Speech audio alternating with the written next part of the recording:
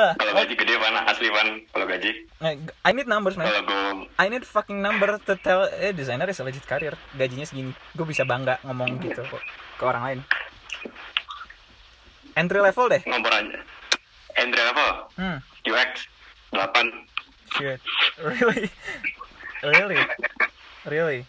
Kalau yang kayak gue yang udah 2 tahun 10-12 adalah. Oh, kamu silakan sama anak saya. Boleh deh, asal cicilan rumah kebayar mas saya silakan. Mau gue kasih tahu dulu pemasukan gue ke kuliah. Please.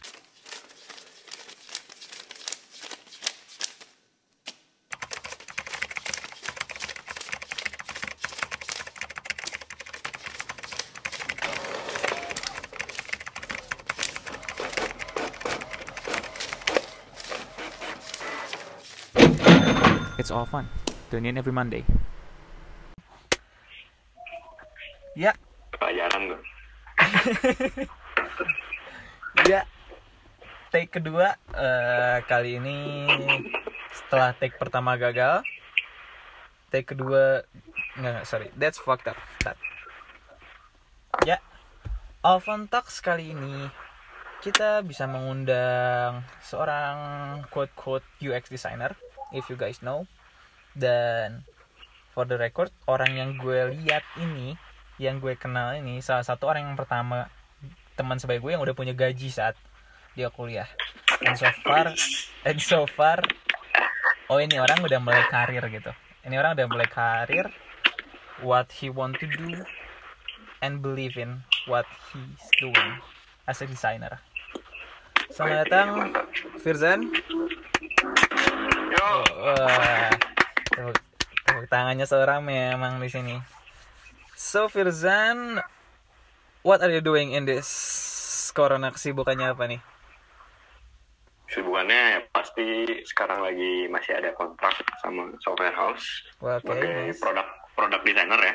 Okay, nice. Ini. Terus juga lagi ngurusin komunitas namanya Design Jam.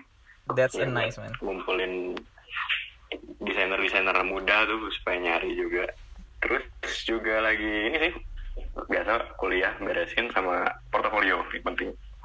Portofolio, oke. Shout out to Design Jam, kemarin acaranya gue ikut, nice, yang lighting decision jam. That's nice. Iya. Yeah. Buat para desainer. Lebih UX gitu ya kemarin. That's a nice place to grow. Oh iya. Yeah. Dan lu bilang soal ini ngumpulin portofolio, ya kan? Yo. Emang portofolionya mau dimasukin kemana nanti? Itu pertanyaan ala ibu-ibu kan, kayak lu emang bikin gituan mau apa gitu. So, ditaruhnya di mana, maksudnya gimana? Mana bikin portofolio kan of course untuk ditunjukkan ke suatu perusahaan, kemana kan? Do you have any imagination setelah ijazahnya turun, what are you gonna do with that and your portfolio? Portofolio buat apa gitu ya? Kalau gue sih gimana ya? Gue tuh ini sih sampai sekarang jujur nggak fokusin ke satu perusahaan ya. Kalau boleh jujur. Nice. Cuma portofolio tuh ya pertama tuh ya itu penting banget ternyata bagi gue. As a designer of selain buat daftar ya pasti daftar itu penting, sama buat proyek. What about it? Gue sering banget ditawarin proyek gagal cuma gara-gara nggak ada portofolio. What? Really? Itu sebagai apa? Sebagai desainer gitu kan. Contohnya, ditawarin sekali proyeknya lumayan gede, terus nggak bisa wawancara kan, akhirnya pakai portofolio. Minta portofolio, dikirim, ditolak. Makanya sih sekarang gue usahain bikin portofolio aja sih, supaya nanti juga gampang, supaya banyak yang nge-reach aja sih. Keren. So, kan gini, mungkin Aing nggak punya banyak kenalan desainer, tapi yang udah Aing lihat ya, apalagi yang baru grow, yang baru building, kayak ngapain ini dibuat portofolio, ya kan? Kayak that's how a designer build themselves gitu kan. Nah, tapi biasanya gini, lu sampai kapan bikin porto gitu? Kayak pasti banyak lah kayak ada rasa gitu kayak lihat orang wah sementara ini gue nggak nyerang ke lu ya, cuma maksudnya mungkin ada seseorang yang sekarang lagi bikin portofolio banyak banget, but they don't know what they doing, they just doing it. Kayak gue bikin ini tapi kayak lah nggak ada tuh yang reach out gue. Tujuan portofolio apa ya ini? So gimana tuh bantu rekan-rekan kita seorang desainer yang merasa worthless akan dirinya, how to sampai mana ya gitu ya portofolio tuh ya, sampai kapan lu bikin porto gitu kalau nggak ada duitnya, sampai kapan? Itulah bahasa kasarnya. Gue tanya lu mau kerja yang enak apa yang gak enak? Yang enak dari segi ini ya, kerjaannya enak nggak stres gitu ya? Depend. Bukan masalah duit lah ya. Depend. Oke, gue cut dulu. 3 prioritas lu cari kerja apa? Nanti gue jawab yang gue. 3 prioritas. 3 prioritas cari kerja lu yang gimana? Kalau gue sendiri, first of all sekarang potensi gaji. Gimana? Potensi gaji. Potensi ya. Gue I don't mind with 3 million a month for now. Selama gue lihat ke depan, I can achieve more in that company.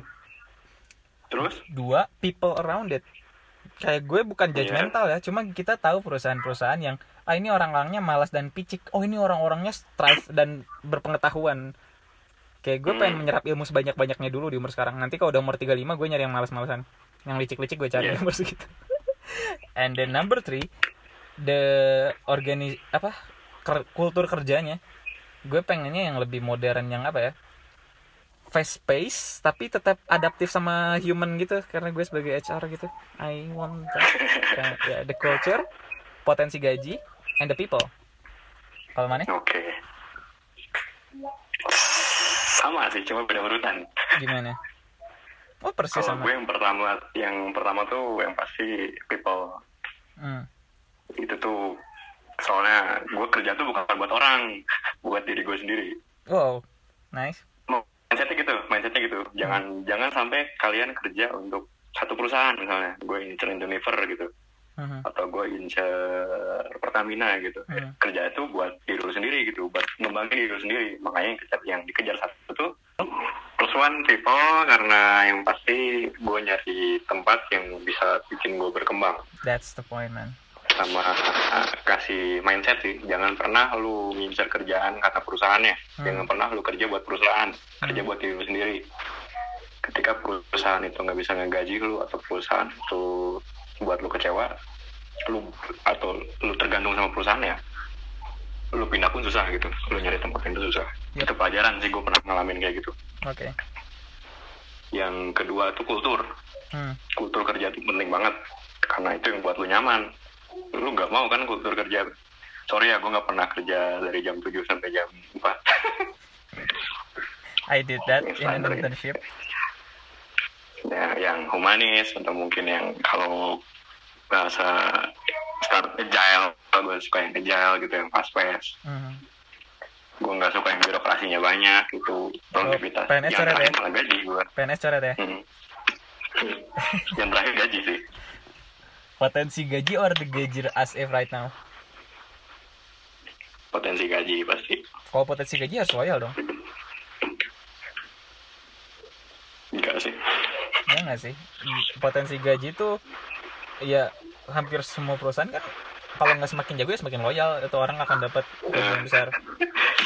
Kalau gue dulu mau kayak gitu sih. Kalau gue yang ngincer yang lebih tinggi aja sih. Bagus. Inilah sangat generasi Z sekali. Beda mindset. Kalau lo kan masih baru. Gue tuh udah sering banget baca majalah HR, dan itu bener-bener sangat fenomena generasi Z. Untuk menjaga loyalitas itu tuh zero banget anjir. Susah.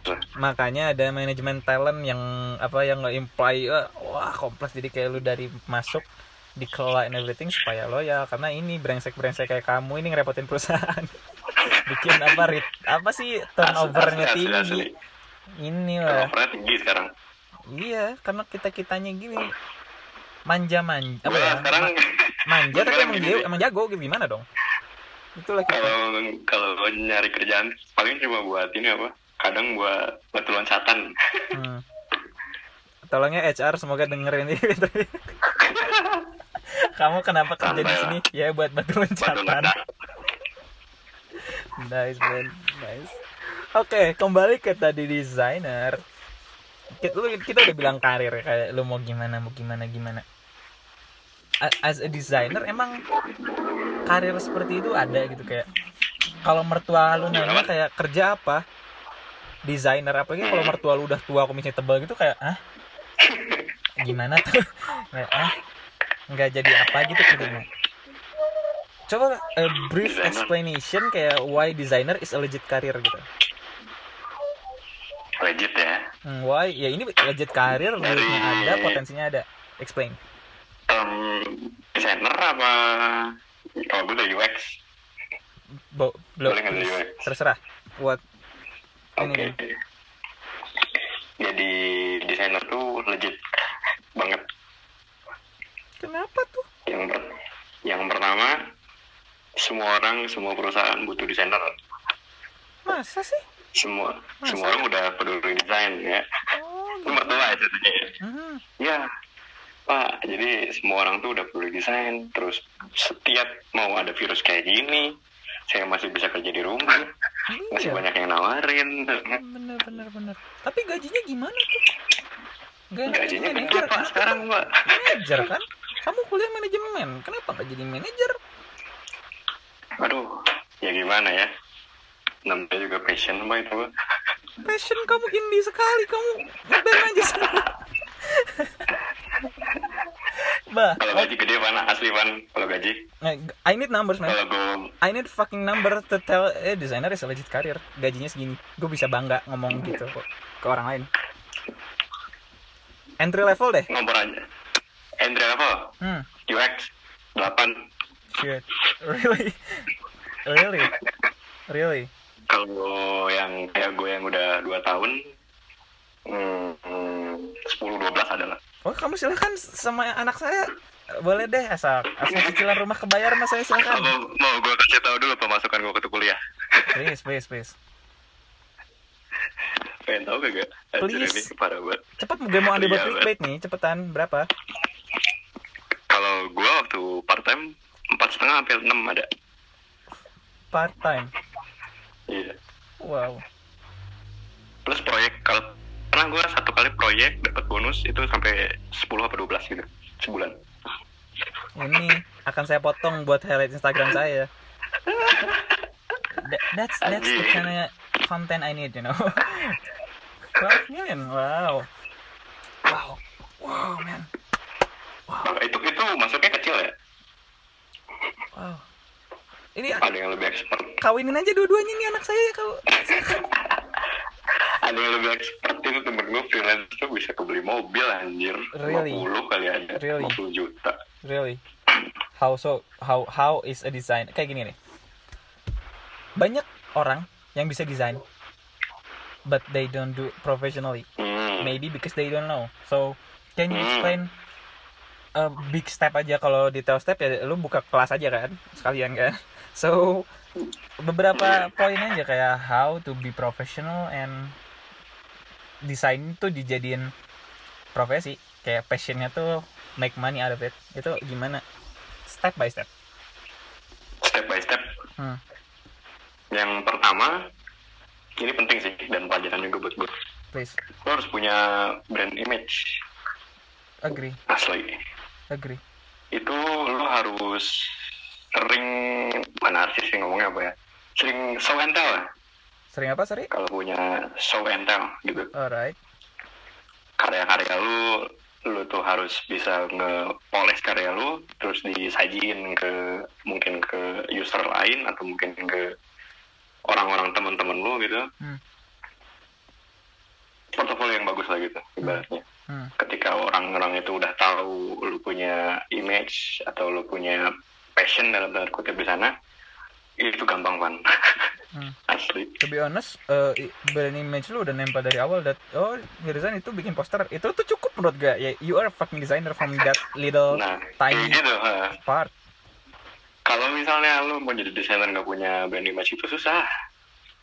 Nggak bisa sampingan berarti. Ya? Berarti ini nggak bisa part time dong. You need to full and agree man. I think in every single career wise, lu kalau setengah-setengah kayaknya susah deh. Ya, susah. Jangan setengah-setengah.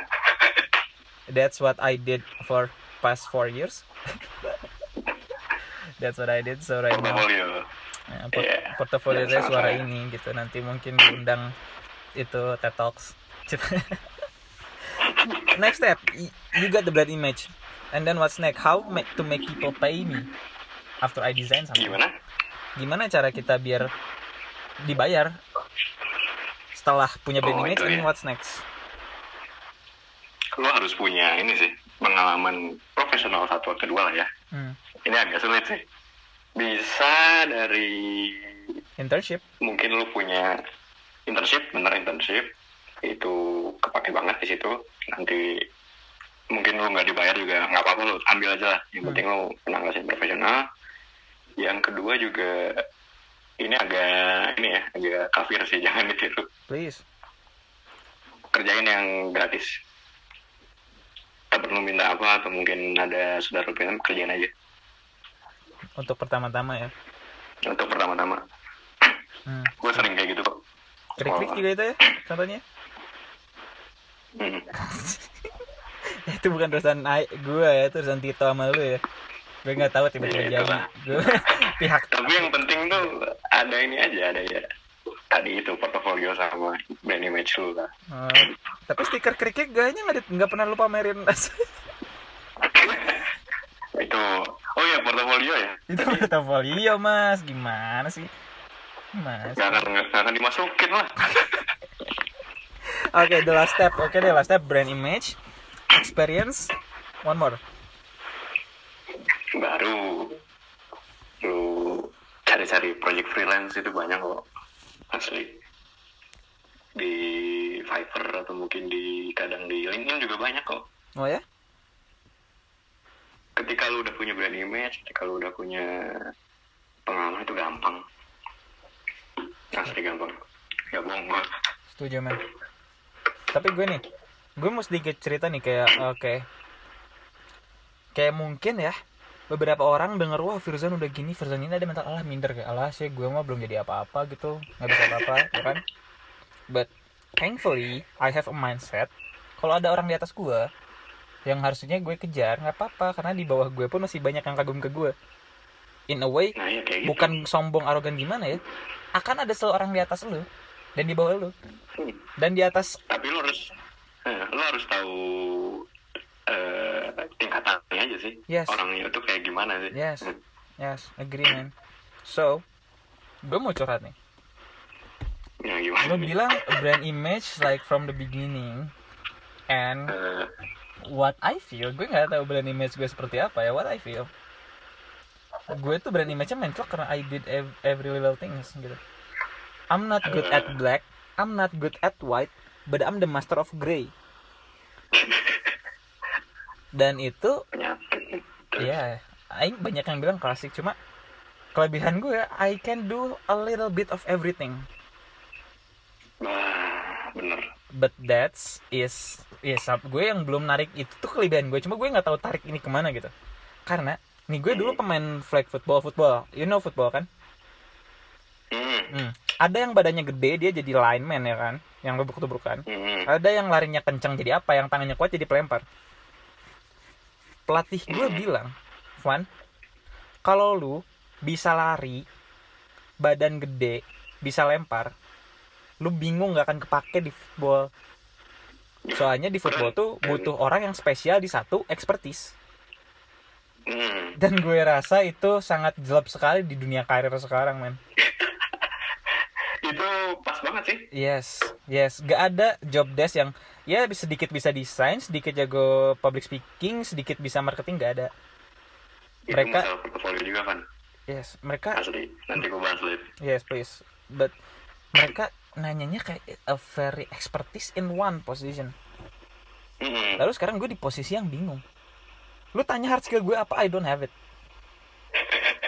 But dengan arogansi gue bilang I have a very good soft skill.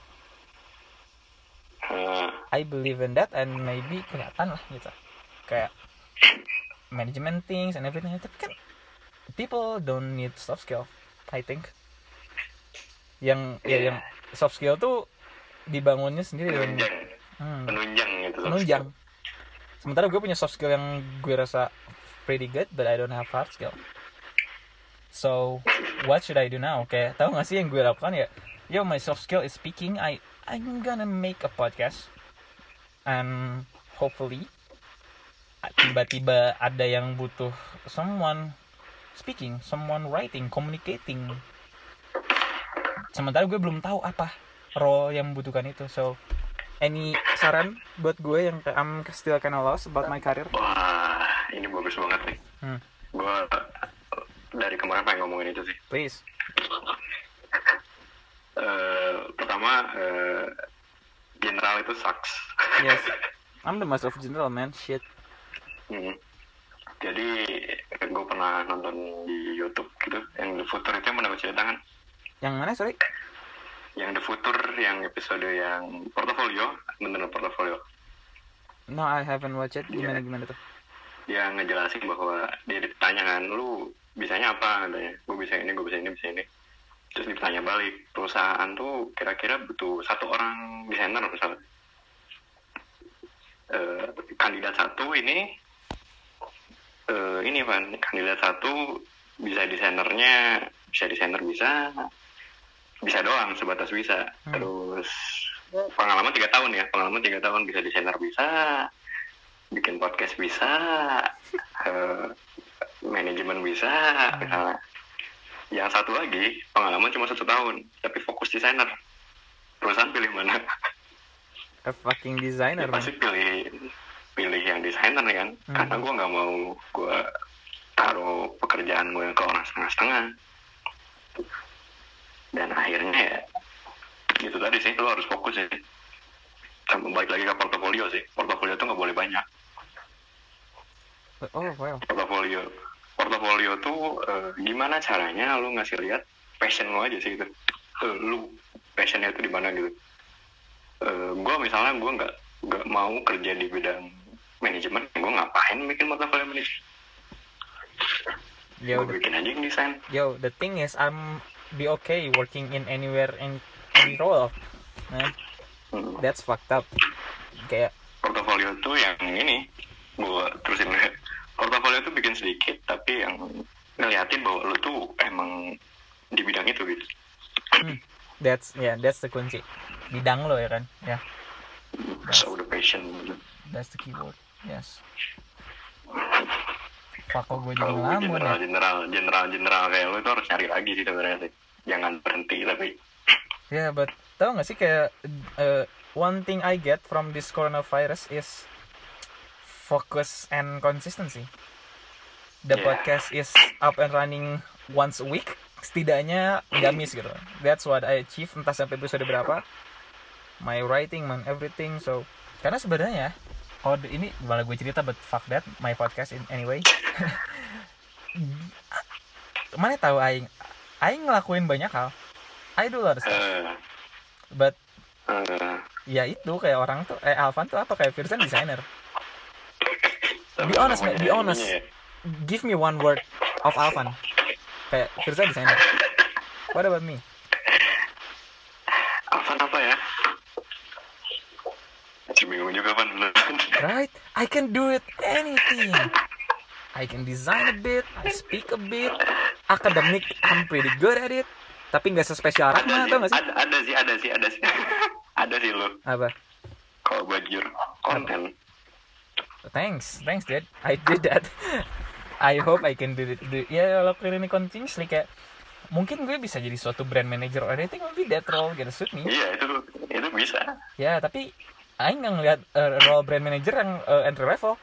Karena brand manager tuh nggak ada. Brand manager tuh lu experience-nya tinggi-tinggi, dan ya build-nya mungkin entah lu punya brand sendiri atau mungkin lu staff and everything like that. So dari marketing, kalau nggak dari designer. Yeah, I mean content is about marketing and design too. Kayak design tuh what you deliver, berbentuk apa secara visual atau audio or anything, and marketing segmennya. Ya, okay, thank you Pak, konsultasinya sangat membantu ya. I think I'm good at content. But konten sih. Thank you man. Thank you, baru membuka mata. itu portofolio lu banget sih. Lu podcast, ya itu konten lah. Writer, itu juga konten. Lu punya banyak project kan ibaratnya. Yes. Entah itu yang perusahaan yang dulu maju itu Krik misalnya. Iya, itu gara-gara corona jadi pabriknya jadi tutup, kita memecat puluhan ratusan buruh itu. Atau enggak yang apa sih yang lu bikin studio itu, yang Magna Talks, Magna Studio itu, Magna kreatif versi lu lah ibaratnya. Oh, okay. That's another. I have a lot of fucking project, but all of them is fail. What the fuck? Ya but itu, ya nggak apa-apa, fail mah. Semua orang punya jatah gagal kok. Ya, so far jatah gue banyak banget. Oke, thank you man, gue dapet pencerahan. Oke, konten. Itu strength lu sih, konten sih. Thank you. That's really enlightened. Sumpah. Ini nggak kayak podcast, jadi kayak konsultasi, but fucking thank you dude. Kan orang lain juga siapa tahu ada yang senasib. Ini buat orang-orang yang ya not good at black, not good at white, but master of grey gitu. Kayak apa ya, gue kayak ya sering dipuji tapi saat dipuji tuh kayak I'm not that great at that gitu. Kayak ngomong ada yang bilang kan pintar akademik, nggak terlalu gitu, cukup baik gitu loh. I'm a B in everything, you know. I'm a B in that, B. Ya, tapi nggak punya A gitu loh. Dan orang juga bisa pintar akademik mah, belajar semalam jadi pintar akademik. Yes. To be honest, yes. Jadi kayak apa ya, saat gue bilang pintar akademik, tapi tergantung sih Jan. Soalnya gini, aing tuh SD pintar, ranking 1 2 3, ranking 4 aing dimarahin habis-habisan. Terus aing sombong, terus aing gak ngasih contekan, itu nggak sih orang pintar brengsek. That's me in SD. That's me in SD. Lalu SMP gue ya medium lah, ranking 10 and everything, cukup pintar, cuma nggak gimana gitu karena mungkin I know love, I think about love makes me fucked up di SMP. Nah di SMA ini gue IPA. Pak, sumpah lo ya, gue tuh nilai fisika tuh sama teman gue Aris tuh nilai itu 342 sama fucking stupid. Dan semenjak itu ya di SMA ya, gue banyak banget orang pintar yang ngebantuin gue secara belajar ataupun nyontek. Terpukul gue, oh my god, ilmu itu akan baik kalau dibagi. Kayak gue gak akan lupa nama-nama orang yang membantu gue, sumpah. Fuck no, doa-doa gue panjatkan. Maka saat kuliah gue pinter, gue bilang gue kuliah pinter lah, gue ya I kinda believe that. Gue bakal bilang SMA goblok ya, gue SMA goblok. Cuma saat kuliah gue dianugerahi, ternyata hitungan tuh gampangnya di IPS, di IPA tuh anjing fucked up. Atau mungkin emang aing anak IPS aja basicnya, makanya jago. Aing jadi ingin berbagi, ilmu tuh harus dibagi. You were fucking jerk gitu yang Alvan SD. Kalau pelit tuh. Jadi ya itu. Jadi namanya juga orang akademik. So I'm not that kayak akademik tuh fuck. Tapi gue nanya dulu sih. Apa? Boleh nggak? Ya iyalah boleh. Kalau orang akademik tuh menjual nggak sih sebenarnya? Apa? Orang akademik. Pinter akademik atau orang akademik aka dosen? Pinter akademik. Di kelas misalnya nilainya mungkin absennya 0 alpha. Akademik itu harus ditunjang sama soft skill dan hard skill, you know. Karena 2010 ke atas tuh fuck, nggak perlu men. Lu nggak ditanya IPK. Gue curhat sih, emak gue ngelarang gue terlalu serius di akademik. Siapa yang bilang yang ngelarang apa?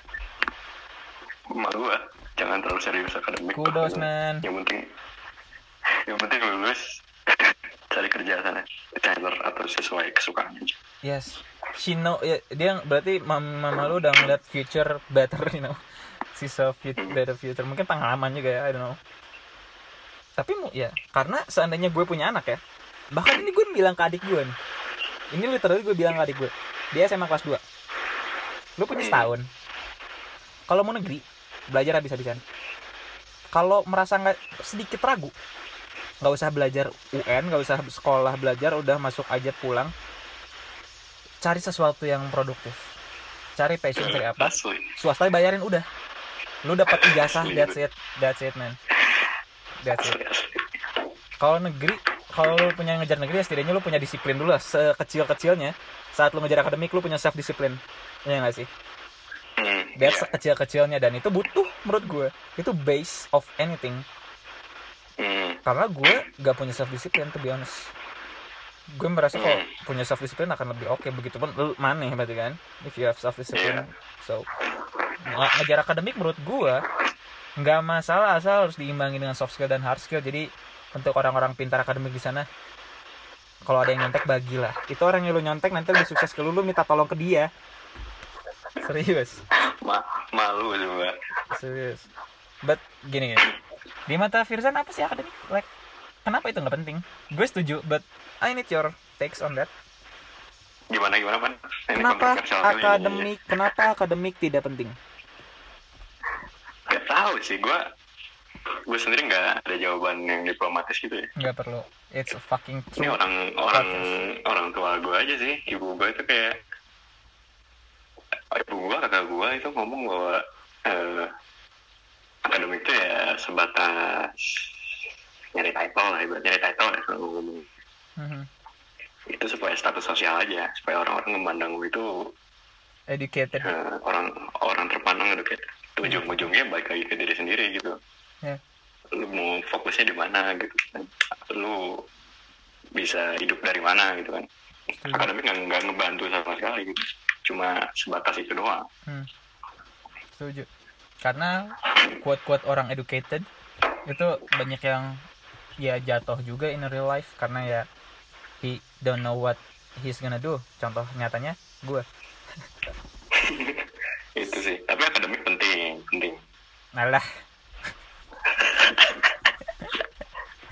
Alah. Skip sering, tugas kagak dikerjain. I mean, malah di makin kesini gue kayak menghargai dosen aja gitu. Dia udah kerja capek, ya udahlah kerjain tugasnya kan. Iya, kayak gitu. Gue lebih ke moral, tau gak sih? Bukan moral ke gue, moral ini dosen capek ya, hargailah. Hal terkecil yang bisa kita lakukan ke dosen itu mendengarkan sih. Mendengarkan sama ya ngerjain lah. Masih ada pelajarannya lo di situ. Karena sedikit ada lah. Walaupun sebenarnya ilmu tuh banyak di luar, man. But ya. Untuk adik-adik yang sekarang masih kuliah, don't focus on that too much.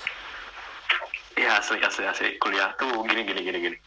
Kuliah tuh masa-masa terakhir lu dianggap salah tuh bener gitu, dianggap salah tuh apa gitu. Masa-masa lu bisa eksperimen, masa-masa lu bisa mengejar hal-hal lain. So we need to make mistakes.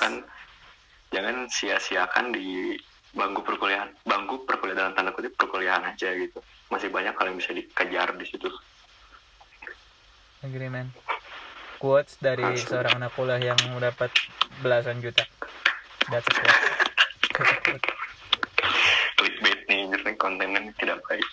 But the phenomena is, tau gak sih, kalau podcast tuh di Bandung sendiri ya orang nggak senang denger podcast lama.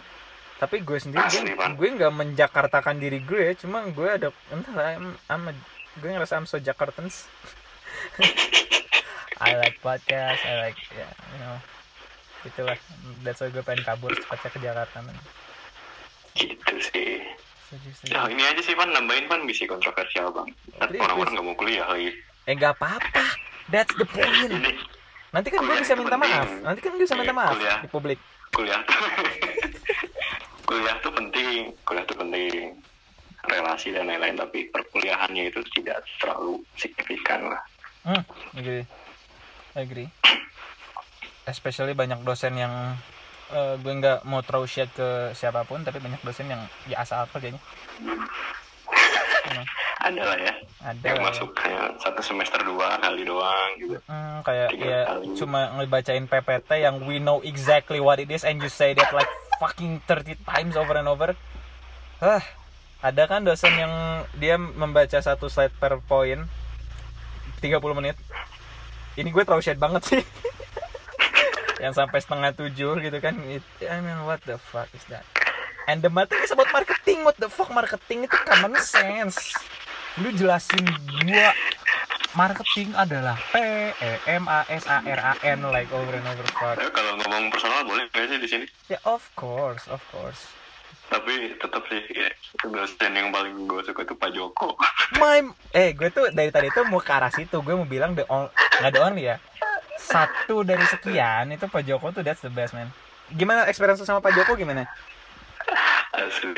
Dia tuh kayak pertama tuh gimana mahasiswa bebas ngasih materi itu sesuai experience dia gitu. Experience, yes. Terus dia kayak banyak tips, banyak ngobrolnya gitu, ngobrolnya sih nggak terpaku sama materi dong. Tapi ngobrolnya pun insight beneran gitu kan? Insight beneran. Itu santai gitu anjir, kayak ya udah gitu. Here's my experience with him. Oh, sok lanjut dulu. Disiplin dari lu sendiri gitu. Gue nggak mau ngatur lu lah ibaratnya. Lu udah gede gitu ya? Sama vegetarian ya. Oh iya, dia vegetarian. Nih, my experience with him, kita dulu semester 1 sama dia SDM atau semester 2, I don't know. SDM, which is my expertise kan sekarang, SDM. Selama 14 pertemuan gue gak pernah dengar dia, karena boring, just talking gitu kan. Dan dulu kelasnya masih rame gitu loh, ya gak sih? Penuh, gue di belakang as always. And then semester 3 kelasnya agak sepi gitu, somehow karena ada yang ngambil kelas atas atau apa gitu kan ya.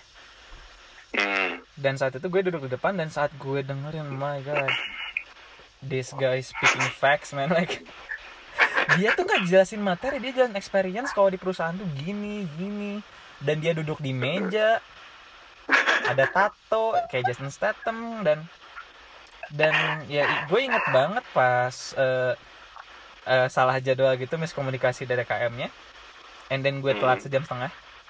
And then kayak di grup, kasihan ini Pak Joko gak ada yang datang, bla bla bla, dan cuma ada 7 orang di kelas. Entah mana di dalam kelas itu atau enggak. Tapi gue datang sejam setengah, datang bawa donat. Kalau lu tahu, gue datang bawa donat madu. Ini Pak, maaf dari teman-teman kelas kita terlambat. And then saat gue lanjutin sisanya, ya dia ngajar aja biasa. Kayak gak ada rasa kayak dosen mau, kalian tidak menghargai kami sebagai pendidik. No, he don't care about that fucking shit. Dia ngajar aja sampai pas beres. Ini makasih ya donatnya, tapi saya nggak makan. Oh, dude, that's so cool, you're so badass. Dan semenjak itu, ini orang paling keren sih buat gue, dosen di Telkom University, dan dia pensiun. Shout out Mr. Jason Statham himself. Asli. Itu yang itu sih pengalaman kuliah gue yang paling nangkap tuh Pak Joko, man. Hebat. Oke. Karena kita sangat ada di pembicaraan kampus, karir, and everything. Let's back to design again. Nih, ada pertanyaan nih dari teman kita. Bentar ya, saya buka. Bisa yang nanya aja. Ada. Anggap sepi pengikut saya.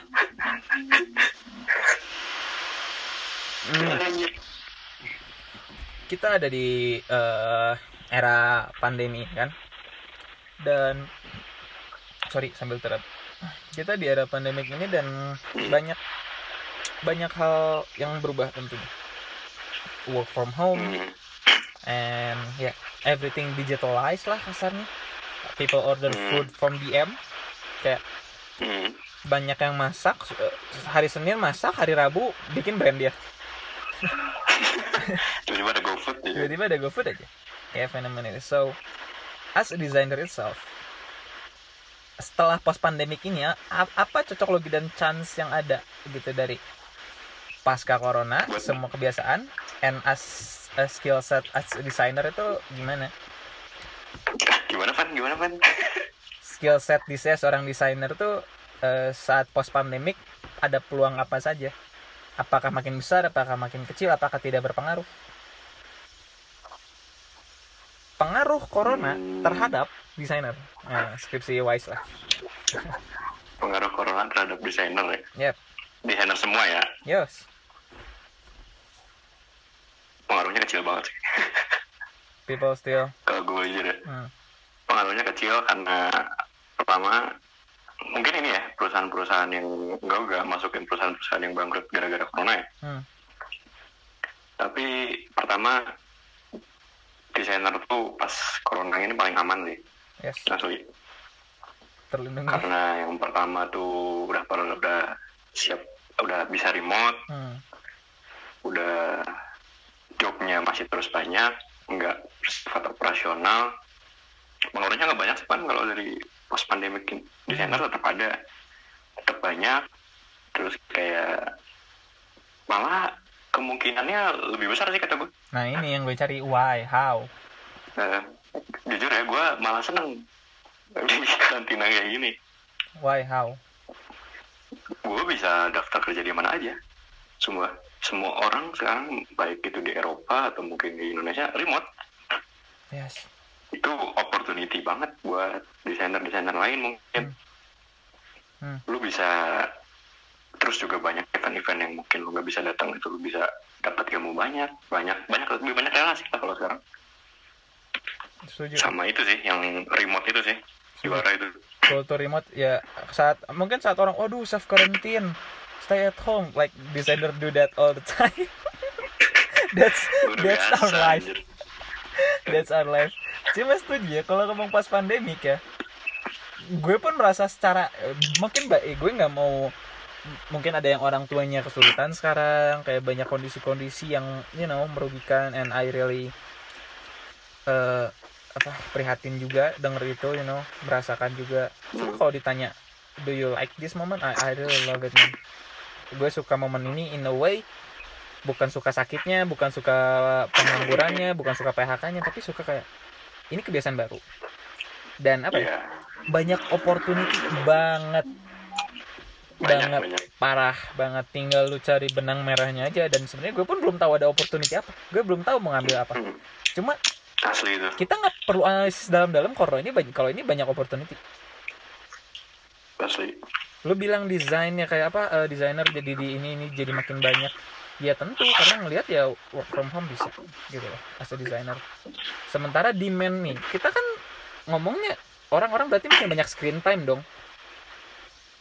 Ya berarti perlu sesuatu yang memanjakan visual mereka untuk dapat engagement. Itu. Ya kan? Konten masih makin banyak kan, konten. Yes, ada yang bagi-bagi itu batu. Konten makin banyak, aplikasi makin banyak. Yes. Ya udah. Ya untuk orang-orang seperti Anda ini, saat lu bilang nggak perlu, menurut gue pengaruh besar karena aplikasi akan semakin banyak. Akan banyak kayak aplikasi ala-ala The Sims gitu, apa sih namanya, real game apa, pokoknya ada game yang menyatukan semua gitu, kayak Ninja Saga, jadi kayak bisa hangout, kayak Losaga, kayak hal-hal seperti itu akan semakin umum gitu loh. Pasti karyawan Zoom banyak yang naik gaji. Malah seneng ya, wah karantina. Ya ini, ya itu ada kesempatan dalam setiap musibah gitu, akan selalu ada. Jangan ini sih, jangan sia-siakan lah kesempatan ini. Gue udah tua di jalan anjir. Setuju men. Tapi prayers untuk yang terdampak. Asli. Kayak gue mikir juga ya, mungkin pendengar dari sini semoga banyak ya. Pendengar ini ya ada yang orang tuanya gimana gitu, kayak ya gimana gitu, kayak orang-orang pekerja yang bener-bener dapat income dari situ doang, and then gitu lah. Langsung itu. Dan by the way, gue baru beli, ini bukan sombong ya gue mah, kayak sombong tapi enggak, gue baru beli mobil dari seorang, kan nggak tahu, padahal kagak itu inti ceritanya. Gue baru beli mobil dari yang punya ruko di BEC. Gue kebayang sih kenapa dia jual itu, gue kebayang banget gitu kan. Sama sih man. Kan kayak tanpa dia cerita gue, dan dia cerita kayak ya ini buat hidup dulu dah gimana gini ya. Damn, BEC lu tahu ramenya gimana, untungnya gimana, sekarang tutup. Terus gimana? Gara-gara makhluk kecil itu ya. Kayak I hope they doing well. Tapi untuk yang opportunis, see the bigger picture itself, banyak chance dan harusnya bisa diambil. Semoga semoga banyak anak muda yang bisa ngambil chance itu. Jangan banyakin kalau bisa ketemu temen atau galau ya kurang-kurangin lah. Nggak apa-apa, orang itu tuh market, biarin aja. biarin aja itu market. Kita perlu orang-orang yang sosial kayak itu. Kayak gue pun sosial sebenarnya. Ya, it's been like 48 hours take 2 lebih ada flow-nya. Ini loh maksud gue podcast. Lebih ada flow and that's good. So yeah, cause it's been 48 minutes. Thank you for listening and it's fun. Tune in every Monday.